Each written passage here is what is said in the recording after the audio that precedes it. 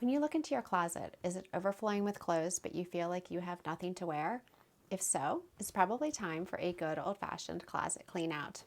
In today's video, I'm going to walk you through the steps that the pros use so that you can quickly and easily get dressed in the morning stress-free. Hello and welcome. My name is Meg, and I am passionate about helping women make their lives less complicated so they can lean into living their purpose. If this is the type of content that resonates with you, I hope you'll hit the subscribe button so that you can always know when I release a new video.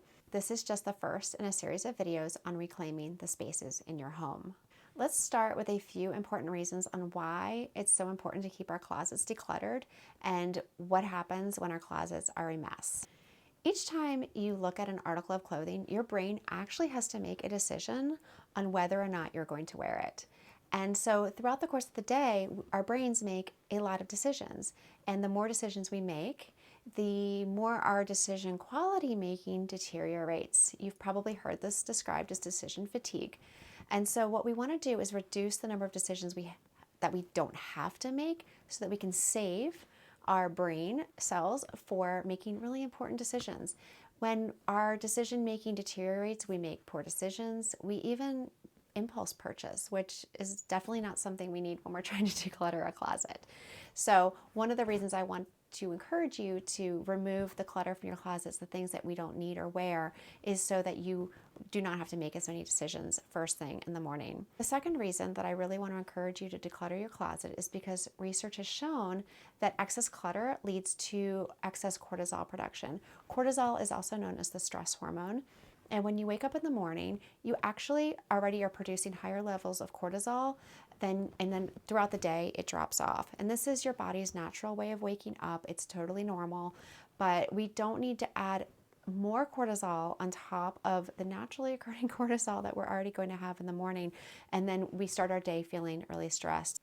There is a better way. And I'm convinced that once you have seen the light and have enjoyed the benefits of a decluttered closet, you will be feeling so much better about the start of your day, and you'll probably even see ramifications down the line of your day with decision making. So I too used to have an overflowing closet of clothes, and the tips that I'm going to share next are the exact ways that I use to declutter my closet and to keep it that way. So this is going to be a very tactical video. You can apply these tips right away. You can do it all in one day, or you can do it drawer by drawer. It's going to be up to you. But let's start with my goal. My goal every single time I declutter my closet is that every item in my closet should be something that works for me and fits me in my current season of life. So every item in my closet is an option for me in my current season of life. Sounds good, right? So how do we do that? Because chances are that not everything in your closet is actually working for you or is an option for you in your current season of life. The first thing we're going to do is gather some supplies. So I want you to get a trash bag, a donation bin, and a time will tell bin. And this time will tell bin is something that we will use for clothes that we're not quite ready to get rid of for one reason or the other, but that we're going to remove from our closet. I want you to take all of the same kind of an item and put it on your bed. So like all your t-shirts or all your skirts or whatnot is sometimes it's really beneficial to put everything of one type of item on your bed so that you can see everything in one place and see how much of it you actually have. Once you've got all of your items together on your bed, you're going to go through each item one by one. I want you to actually touch the item, I want you to pick it up, and I want you to ask these questions of it. The first question is, does it fit? Now, this sounds simple, but it's not as simple as it sounds, is it? Because most of us have items in our closets that don't fit for one reason or another. Either we need to gain weight or lose weight in order to fit in them. And I'm going to tell you right now that if you are planning to gain or lose the weight to fit back into an item, that's fine. I don't think you necessarily have to get rid of the item, but it's not an option right now for you if it doesn't fit. And so I don't want your brains to have to be making that decision over that item every time it scans it. So move the item out, put it in the time will tell bin, and then hopefully down the line you'll be able to take it out and wear it again. But the other reason that it's just so important to get these items out is because I think that a lot of times they're shame-inducing. I know that there were times I had clothes in my closet that I wanted to still lose the baby weight for to get back into, and I think I felt that maybe if I moved them out, it's like I was giving up or letting myself go.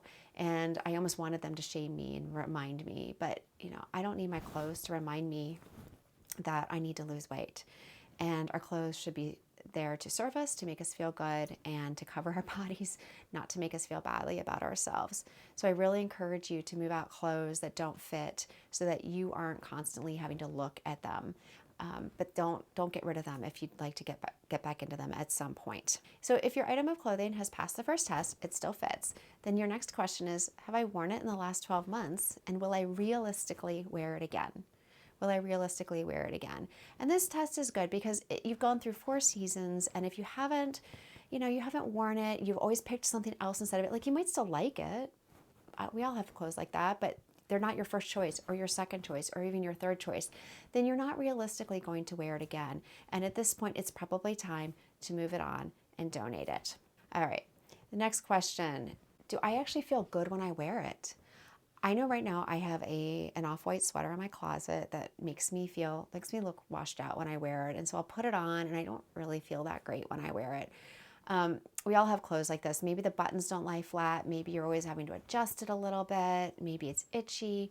If you don't feel good when you wear this item of clothing, then I would say move it on out. Our clothes should make us feel good, and we should feel confident when we wear them. So if you don't feel good when you wear an item of clothing, it's time to move it on. So now you've gotten to the 4th test. Did you even remember you owned this item? Maybe you wore it 9 months ago, but I forgot that I even owned this. Or do you have duplicates of it? So if you have duplicates, or you don't remember you owned it, or you would never buy it again, that's a really great test too. Like, would I actually buy this again? Like, why did I even buy this in the first place? If those are things that if you can answer that question, like, no, I didn't remember I owned it, then it's probably time to move it on out. And finally, if you do have duplicates, or you can pare them down, then consider moving some of those items out. Unless you wear a black t-shirt every day like Steve Jobs did, you can probably, move down to 1 or 2 black t-shirts, for instance, unless you love all of them. But we don't need duplicates in our closet of everything. I know that it can be hard if you don't have a large walk-in closet or a large dresser to store clothes in. And so questions like this are really important when you have limited space. And it is a little bit of a blessing in disguise because it forces you to really hone in on what you love and what you wear. If you've passed the test and you're still not sure what to do with this item of clothing, then I suggest putting it in the time will tell bin. This means that you would just date the bin out 12 months, and then whatever's left in that bin after 12 months, you can feel comfortable donating because you're likely not going to wear it again. And in my experience, you won't even remember what's in that bin. So hopefully by now you've gone through the steps and your closet is looking beautiful. Congratulations. But now you have to keep it that way. So one of the benefits I found of decluttering my closet is that I really honed in on my personal style. I really felt like I understood more who I was, what I enjoyed wearing, and what I didn't enjoy wearing. So now when I go clothes shopping, it's a very different experience. The first question I ask when I'm trying on something in a dressing room is, do I love it? Do I love it? Not do I like it, not is it on sale, but do I genuinely love this item of clothing? And do I really see myself wearing it? Where am I going to wear it? How am I going to wear it? Is it going to get use? And finally, I really look at quality over quantity now. I look for items of clothing that are not just trendy, but are going to really stand the test of time. They're going to last. They're made of materials that are going to wear well. And doing this means I've brought a lot fewer items into my closet, but they're items that I love and look forward to wearing. And finally, you might consider the 1 in, 1 out rule, which is if you buy something new, like a new t-shirt or a new pair of jeans, that you move a t-shirt or a pair of jeans out when the new one comes in. Styles do change, and that will help keep your drawers under control. I really hope that this video was helpful for you. If you liked it, please subscribe and give it a thumbs up. Thanks so much for watching, and I hope you have a great day.